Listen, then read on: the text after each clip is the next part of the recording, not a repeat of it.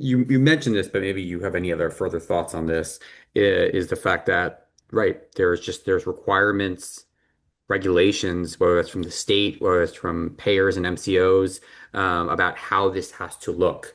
So, like, to what extent can folks on the line reimagine how they do their, organize their work and engage with clients, and how much, to what extent are they like really sort of tied into like there's only so much we can do, we have to do it this way? Sure. Denny, is it okay if I take the first stab at that one? You bet. Okay. So Jeremy, it's a great question. And again, I find it's the core of the issue for most teams is they just feel stuck.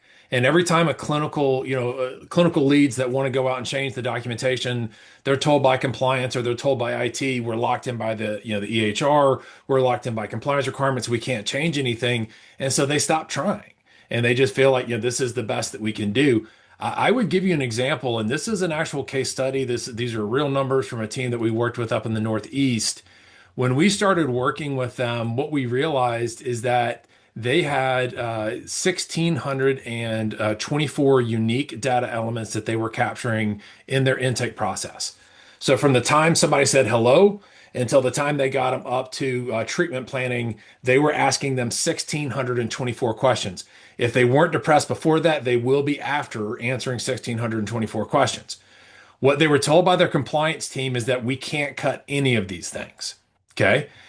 The interesting part was the first thing to notice is they were asking those 1,624 questions 1,960 times. And even though I went to public school, I know that that means that they were repeating themselves.